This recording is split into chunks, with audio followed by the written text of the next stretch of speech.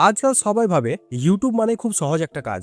একটা ring light কিনে নাও, একটা মাইক লাগাও, ফোনে এডিটিং অ্যাপ ডাউনলোড করো, আর তারপর কি রাতারাতি ভাইরাল। কিন্তু আসল সত্যটা কেউ বলে না তোমাদের। ইউটিউবে গ্রো করা কোনো ম্যাজিক না, এটা একটা স্কিল। আর সেই স্কিল তুমি তখনই শিখবে যখন বারবার ভুল করবে, ফেল করবে, আবার উঠে দাঁড়াবে। আমি বই পড়ে এইসব কিছু শিখিনি ভাই, নিজের অভিজ্ঞতা থেকে তোমাদেরকে এইসব কথাগুলো বলছি। তাই যদি তুমি সত্যি সিরিয়াস হয়ে ইউটিউব শুরু করতে চাও, তাহলে আগে দুটো বড় ভুল ধারণা তোমার মাথা থেকে বের করে দাও। কারণ এই দুটো জিনিস নতুন ইউটিউবারদের সবচেয়ে বেশি কনফিউজ করে রাখে। প্রথম ভুল ধারণা হচ্ছে দামি সেটআপ না থাকলে ভালো ভিডিও বানানো যায় না। এই কথাটা এতবার বলা হয়েছে যে বেশিরভাগ বিগিনার এটা বিশ্বাস করে বসেছে।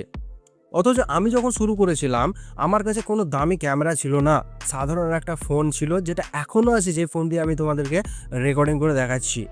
সাধারণ কোনো ট্রাইপডও ছিল না, এডিটিং ছিল খুব বেসিক, তবুও ভিডিও চলছে, মানুষ দেখছে এবং এখনও দেখছে।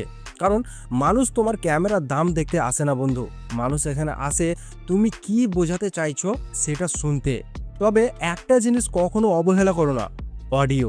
ভিডিও একটু ব্লার হলেও চলবে, মানুষ মেনে নিতে পারে, কিন্তু শব্দ যদি খারাপ হয়, ইকো আসে সাউন্ড থেকে, ব্যাকগ্রাউন্ডে আওয়াজ থাকে, মানুষ কয়েক সেকেন্ডে ভিডিও স্কিপ করে দেবে এবং তোমার ভিডিওটা বন্ধ করে দেবে। তাই শুরুতে যদি কোনো একটা জায়গায় টাকা খরচ করতে চাও, তাহলে আগে একটা ভালো মাইকে ইনভেস্ট করো। আর একটা বড় ভুল ধারণা, ইউটিউব অ্যালগোরিদম। অনেকে বলে অ্যালগোরিদম বুঝতে পারছে না, কেউ আবার সারাদিন অ্যালগোরিদম হ্যাক করার পিছনে ঘুরছে। কিন্তু সত্যি বলতে ইউটিউব অ্যালগোরিদম আলাদা আলাদা কোনো রহস্য না, এটা শুধু দেখে মানুষ কোন ভিডিও বেশি দেখছে, কোথায় ক্লিক করছে, কতক্ষণ দেখছে, মানে অডিয়েন্স কি পছন্দ করছে। তুমি অ্যালগোরিদম শব্দটার জায়গায় যদি এই অডিয়েন্সটাকে বসিয়ে দাও, তোমার সব কিছু প্রবলেম ক্লিয়ার হয়ে যাবে। কারণ ইউটিউবের একটাই প্রশ্ন, দর্শক ভিডিওটা পছন্দ করছে কি না। যদি করে, ইউটিউব নিজে থেকে তোমার ভিডিওটাকে পুশ করবে, আর না করলে হাজার ট্রিক করার চেষ্টা করো, তোমার ভিডিও ভাইরাল হবে না। আমি নিজেও আগে সিটিআর রিটেন্সের গ্রাফ এইসব নিয়ে অতিরিক্ত চিন্তা করতাম, পরে বুঝলাম এত হিসাব না করে মানুষের কথা বুঝতে হবে, তারা কি দেখতে চায়, কোন সমস্যার সমাধান খুঁজছে, কোন জিনিসে ইন্টারেস্টেড, সেটাই হচ্ছে আসল পদ্ধতি। আর একটা জিনিস অনেকেই বেশি ভুল ভাবে, যত বেশি কষ্ট তত বেশি ভিউ। আসলে ব্যাপারটা এরকম হয় না সবসময়। একবার ধরো তুমি কোনো বড় প্ল্যান ছাড়াই ক্যামেরা অন করে ভিডিও বানিয়ে ফেলেছিলে, 2 ঘন্টার মধ্যে শ্যুট, এডিট, আপলোড সব শেষ। সেই ভিডিও তোমার কয়েক মিলিয়ন ভিউ পেয়ে গেল। অন্যদিকে একটা ভিডিওর জন্য তুমি শহরে গিয়ে শ্যুট করলে, দিন রাত এডিটিং করেছো, সব দিয়েছো, শেষে কি হয়েছে, ভিউ এসেছে খুবই কম সেই ভিডিওর মধ্যে। এর মানে এই না যে পরিশ্রম জরুরি না, অবশ্যই জরুরি, কিন্তু পরিশ্রমের থেকেও বেশি গুরুত্বপূর্ণ হলো ভিডিওর আইডিয়া। মানুষ কেন ভিডিওটা দেখবে, তোমার টপিকটা তাদের কাছে মাথায় ঢুকছে কিনা সেটা তোমাকে দেখতে হবে। ভিডিও দেখে কি মনে হচ্ছে, এটা আমার কাজে লাগবে বা দর্শকের কোনো কাজে লাগবে, এই প্রশ্নগুলোর উত্তর যদি হ্যাঁ হয়, তাহলে সাধারণ ফোন দিয়েও ভিডিও চলতে পারে। ইউটিউবে আসল খেলা ক্যামেরার না, আইডিয়ার। তাই ভিডিও বানানোর পুরো প্রসেস তোমার সবচেয়ে বেশি সময় দেওয়া উচিত তোমার তিনটে জিনিসে: আইডিয়া, রিসার্চ আর প্যাকেজিং। প্যাকেজিং মানে টাইটেল আর থাম্বনেল। কারণ ভিডিও যতই ভালো হোক, কেউ যদি ক্লিকই না করে তাহলে কোনো লাভ নেই। থাম্বনেল এমন হতে হবে যাতে এক ঝলকেই মানুষ বুঝে যায় ভিডিওটা কী নিয়ে। কারণ ফোনে স্ক্রল করার সময় মানুষের হাতে মাত্র কয়েক সেকেন্ড থাকে সিদ্ধান্ত নেওয়ার জন্য। আর টাইটেল হতে হবে ছোট, পরিষ্কার এবং কৌতূহল জাগানোর মতো।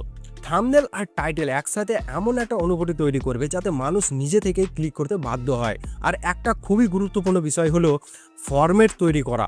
অনেকেই একটা ভিডিও ভাইরাল হওয়ার পর পুরো নতুন টপিকে আবার সরে যায় এবং আবার নতুন করে ভিডিও স্টার্ট করে।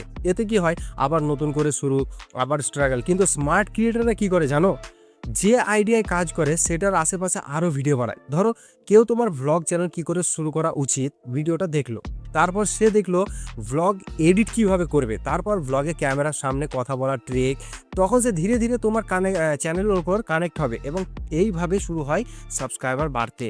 কারণ বেশিরভাগ মানুষ প্রথম ভিডিও দেখে সাবস্ক্রাইব করে না, তারা আগে তোমার কয়েকটা ভিডিও দেখে, তারপর তোমার উপরে বিশ্বাস তৈরি হয়। আর ইউটিউবে মূলত দুই ধরনের ভিডিও কাজ করে, সার্চ বেসড আর রেকমেন্ডেড বেসড।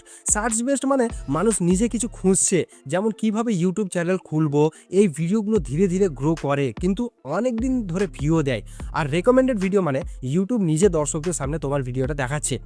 এখানে প্রথম কয়েকদিন বোঝা যায় ভিডিওটা চলবে কিনা। তাই ভিডিও বানানোর আগে নিজেকে একটা প্রশ্ন করো, আমি কি এমন ভিডিও বানাচ্ছি যেটা মানুষ খুঁজে দেখবে, নাকি স্ক্রল করতে করতে হঠাৎ ক্লিক করবে মানুষ। উত্তরটা পেয়ে গেলে টাইটেল আর থাম্বনেল পুরো ভিডিও অনুযায়ী তৈরি করো। শেষ কথা একটাই বলবো, ইউটিউবে সফল হওয়া কোনো ভাগ্যর খেলা না, এটা মানুষকে বোঝার খেলা। তুমি যদি অডিয়েন্সকে বুঝতে পারো, তাদের সমস্যার সমাধান দিতে পারো, তাদের আগ্রহ ধরে রাখতে পারো, তাহলে ইউটিউব নিজেই তোমার ভিডিও মানুষকে দেখাবে। তো বন্ধুরা, তোমরা যদি এই ভিডিও থেকে কিছু ইনফরমেটিভ পেয়েছো, তাহলে ভিডিওটাকে লাইক করো, চ্যানেলটাকে সাবস্ক্রাইব করতে ভুলবে না, যাতে আমি এইরকম আরো ইনফরমেটিভ ভিডিও তোমাদের সামনে নিয়ে আসতে পারি। ততক্ষণ দেখা হবে নতুন একটা টপিক নিয়ে, নতুন একটা ভিডিওতে। ততক্ষণ ভালো থাকো, সুস্থ থাকো।